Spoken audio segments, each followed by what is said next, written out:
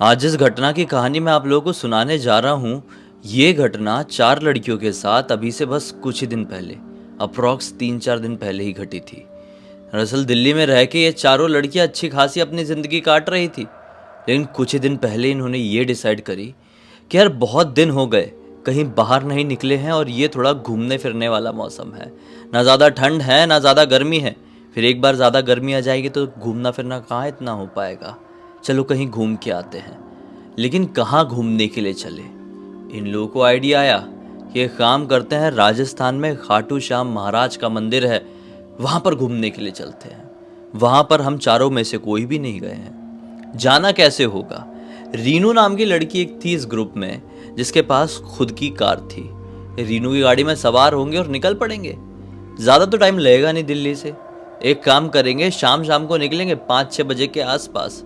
कुछ ही घंटे में राजस्थान टच कर जाएंगे और अर्ली मॉर्निंग हम लोग खाटू श्याम पहुंच जाएंगे। सभी लोगों ने अपने घरों पर बात की और सभी को बढ़िया से परमिशन मिल गई। अब क्या था, डिसाइड की हुई डेट में यानी कि एग्जैक्टली आज से 3 दिन पहले रीनू अपनी गाड़ी लेकर सारी लड़कियों को गाड़ी में बिठा ली और निकल पड़ी। यहां से लगभग इन्हें 2 घंटे लगे। 5:30 बजे के आसपास ये लोग दिल्ली से निकले थे। 2 घंटे में ये लोग राजस्थान के रास्ते में टच कर गए। हाईवे छूट चुका था। इन लोगों ने सोचे कि यार देखो, कभी गए तो नहीं थे और बाय रोड पहली बार इतना लंबा जा रहे थे। घर वालों को चिंता थी, लेकिन घर वालों को इन्होंने ये आश्वासन दिए हुए थे कि चिंता मत करना। आज के ज़माने में गूगल मैप इतना ज़्यादा एडवांस हो गया है कि हम रास्ता कैसे भटकेंगे। इसी बेस पे घर वालों ने हाँ बोले थे। लेकिन जब हाईवे वाला रास्ता ख़त्म हो गया और इन लोगों ने ये डिसाइड कर लिया कि हम सीधे सीधे रास्ते से नहीं बल्कि एक दूसरे रास्ते से थोड़ा एंजॉय करते हुए चलेंगे, तब से चीज़ें बदलने लगी। ये लोगों ने एक ऐसा रास्ता पकड़ लिया जो कि एक वन वे रोड था, सुनसान था। स्ट्रीट लाइट भी बहुत दूर दूर दूर दूर लगी हुई थी। 7:30 बजे के आसपास, 7:30 नहीं, 7:30 बजे तो ये लोग उस रास्ते में टच किए थे। यही कोई 7:15 8:30 बजे रहे होंगे। हाँ, 8:30 8:30 बजे के आसपास इन लोगों को इस सुनसान से सिंगल वे वाले रास्ते में दिखाई दिया एक रेस्टोरेंट, छोटा सा। बोले रुक जाते, यहाँ पर अपनी चाय नाश्ता कर लेते, फिर आगे निकल पड़ेंगे। ये लोग रुके हैं, वहाँ पे चाय वाय पिए हैं, नाश्ता करके निकल ही रहे थे कि पीछे से इस रेस्टोरेंट का एक वेटर आया जो कि कम उम्र का था। दीदी दीदी, आप लोग कहाँ जा रहे हैं? दीदियों ने, मतलब इन लड़कियों ने बताया कि यार हम लोग तो खाटू श्याम जा रहे हैं इस रास्ते से। वो लड़के ने बड़े ध्यान से इन लोगों को देखा, जैसे कि कुछ कहना चाह रहा हो लेकिन चाह कर भी कह ना पा रहा हो। अब बोलते बोलते रुक गया और फिर अचानक से दौड़ के वापस भाग गया। लड़कियों को लगा इसने ऐसा क्यों रिएक्ट किया। इतने में मानसी ने बोली छोड़ो ना, अपन चलते हैं यार, रात हो रही है। ये लोग फिर से अपनी गाड़ी में सवार हुए और निकल पड़े। अब यहाँ से लगभग 1 घंटे और आगे ये लोग बढ़े होंगे। रास्ता उसी प्रकार का चल रहा है। कोई हाईवे टच नहीं, कोई शहर, कोई गांव दिखाई नहीं दे रहा है। सिर्फ सीधा सीधा जंगली रास्ता।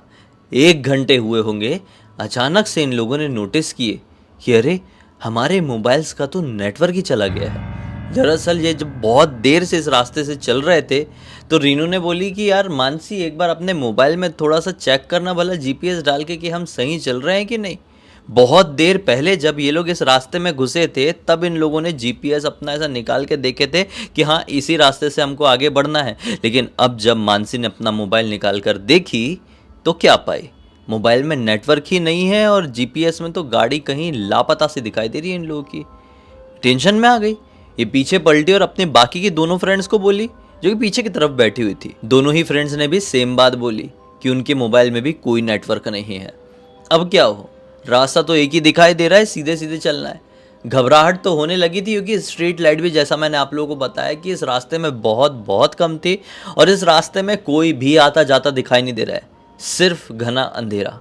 हालांकि इतना लेट नहीं हुआ था, यही कोई 10 बज रहे होंगे, मुश्किल से मुश्किल 10:30 भी बज रहे होंगे, लेकिन कोई भी आता जाता ना दिखाई दे किसी सुनसान रास्ते में और लाइट भी ना हो, सिर्फ आप अकेले, आपकी अकेले की गाड़ी चल रही है उस रास्ते में, तो थोड़ा तो घबराहट सी लगती है ना। और ये तो सीधी सादी लड़कियां थी बेचारी, ऐसा इतना लंबा जर्नी कभी मारी नहीं थी। इन लोगों के मन में घबराहट हुई ही है।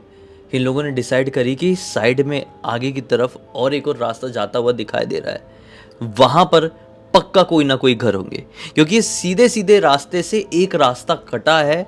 इन शॉर्ट वहां पर पक्का कोई बस्ती है, पक्का कोई गांव है।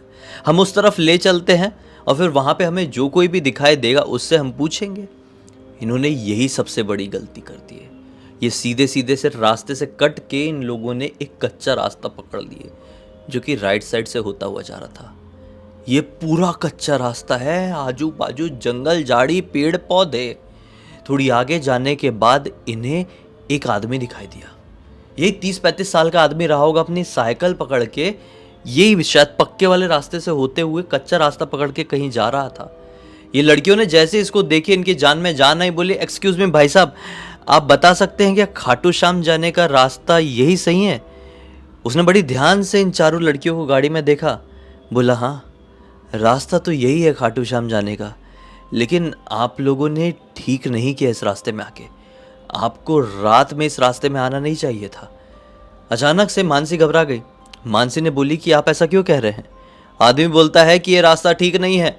रात बेरात लोगों का कहना है कि इस रास्ते में भूत प्रेत भटकते हैं।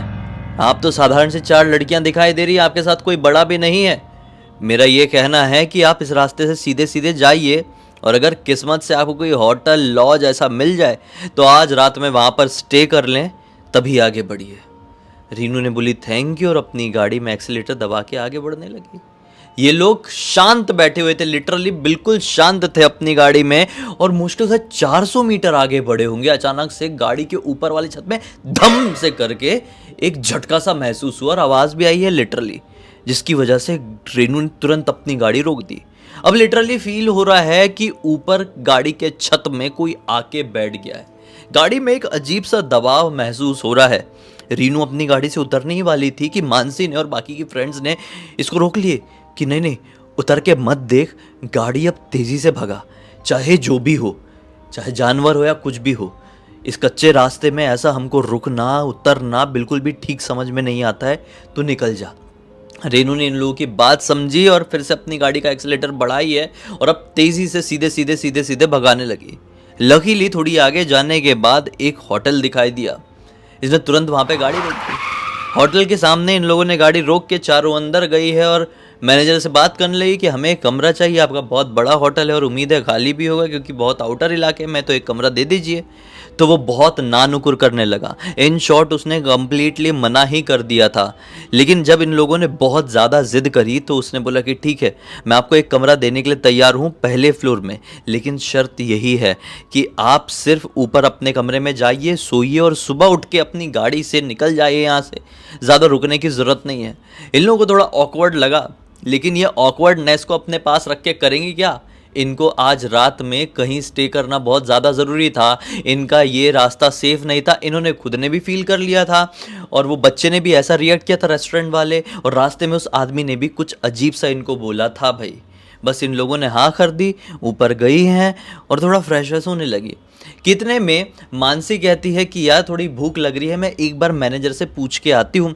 ये दरवाज़ा खोलिए अपने फर्स्ट फ्लोर का कि दरवाजे के बिल्कुल सामने ही मैनेजर खड़ा हुआ था। मानसी को बहुत हैरानी हुई कि आप हमारे दरवाजे के सामने इस तरह से क्यों खड़े हुए हैं। वो मैनेजर इसे घूर घूर कर देख रहा है लेकिन कुछ नहीं बोला। इसने बोली कि ठीक है, अब आप ये बताइए कि हमें भूख लगी है, आपके इस होटल में खाने पीने का बंदोबस्त तो होगा? मैनेजर कहता है बिल्कुल है, बंदोबस्त है। ग्राउंड फ्लोर में ही, जिस फ्लोर में रिसेप्शन है उसमें ही बिल्कुल पीछे की तरफ में भोजनालय है, कैंटीन भी है, आप जाकर खा सकते हैं। इसने बोली कि ठीक है। ये बोलकर मैनेजर आगे की तरफ निकल गया, शायद किसी दूसरे रूम की तरफ। इसने ज़्यादा ध्यान नहीं दी, ये सोची कि हाँ मुझे जाके देखना चाहिए कि क्या क्या खाने का बंदोबस्त है, लड़कियां बाकी की जब तक फ्रेश हो रही है तब तक। ये बाहर निकली है और बहुत थकान सी हो गई थी, पता नहीं क्यों इसके दिमाग में ऐसा आया कि मैं सीढ़ियों से नहीं, मैं लिफ्ट से जाती हूँ। हालांकि ये पहले ही फ्लोर में थी, लेकिन फिर भी ये दिमाग में आया मैं लिफ्ट से जाती हूँ। विनाश काले विपरीत बुद्धि, कुछ ऐसा हुआ। ये लिफ्ट की बटन दबाई है, लिफ्ट के अंदर जैसी गई है, 0 फ्लोर प्रेस की है और लिफ्ट नीचे आई और झटका लिया अचानक से। और लिफ्ट को जैसी झटका लगा है ना, लिटरली मजाक की बात नहीं कर रहा हूँ, लिफ्ट के अंदर की लाइट बंद चालू होने लगी। मानसी बहुत ज़्यादा घबरा गई और घुटन सी महसूस होने लगी कि ये क्या हो रहा है। उसने बहुत ज़ोर से उसे दरवाज़ा ठोकी, बुलाने की कोशिश करी, लेकिन हैरानी होने वाली बात यह है कि ना उसकी दोस्त सुन पा रही, जो कि सिर्फ फर्स्ट फ्लोर में ही है, और इसकी लिफ्ट भी ज़्यादा दूर नहीं थी उनके रूम से, और ना ही नीचे वाले कोई भी सुन पा रहे, ना ही वो मैनेजर।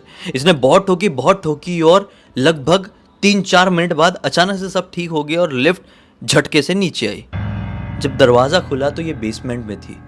बेसमेंट में एकदम सुनसान सा माहौल, एक गाड़ी खड़ी हुई है और चमगादड़ 2-3 उल्टे लटके हुए दिखाई दे रहे हैं।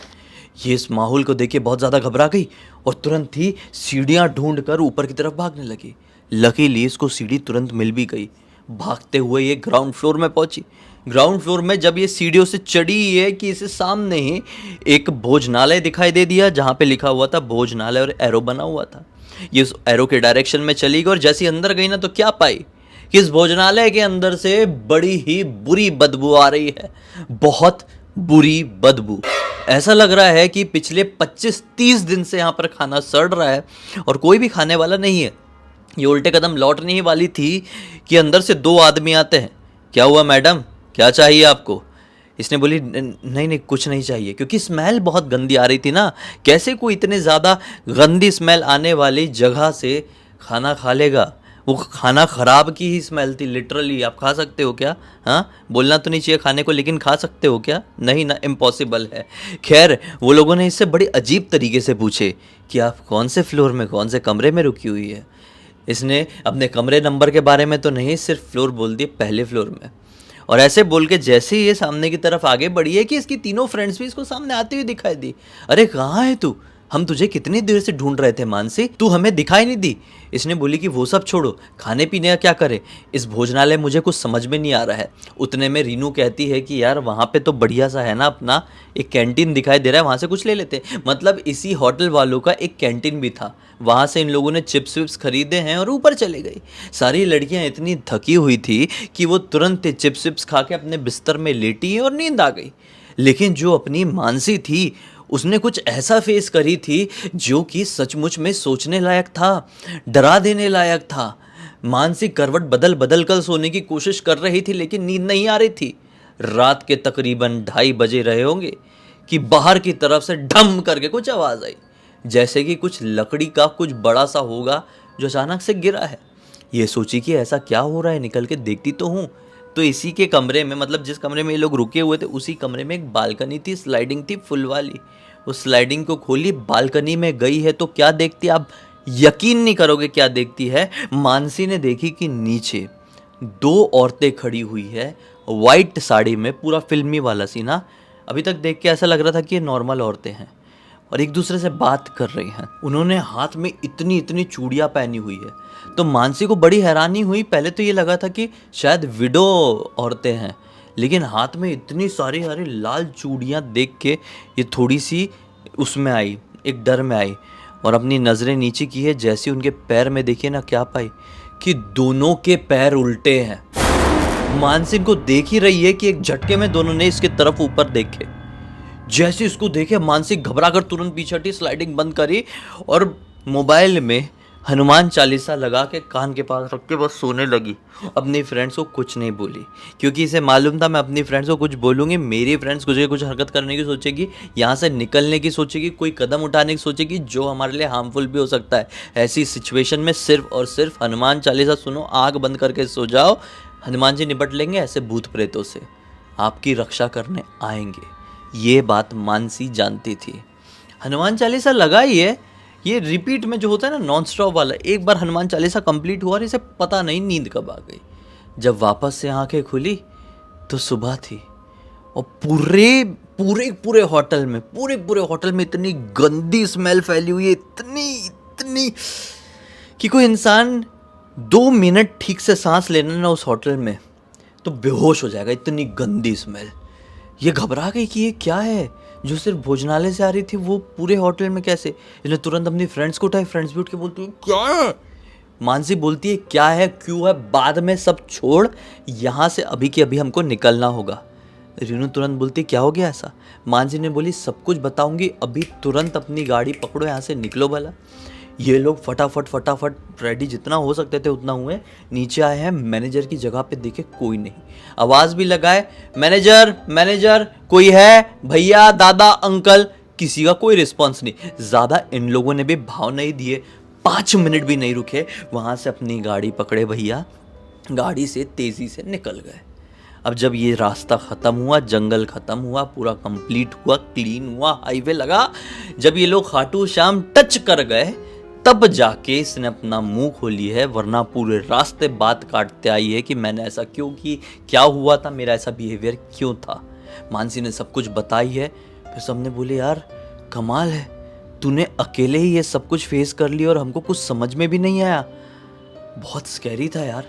मानसी ने भी कसम खा ली और इन लोगों को भी खिलवा दी कि आज के बाद से लंबी ट्रिप मारेंगे, कार से घूमने जाएंगे, लेकिन ऐसे अनजान सड़क अनजान रास्ते से बिल्कुल भी नहीं, क्योंकि क्या पता कौन से रास्ते में कैसी खतरनाक चीज़ आपका इंतज़ार कर रही हो। इस पूरी घटना की जानकारी मुझे किसी और ने नहीं बल्कि खुद मानसी ने इंस्टाग्राम पर लिखकर भेजी।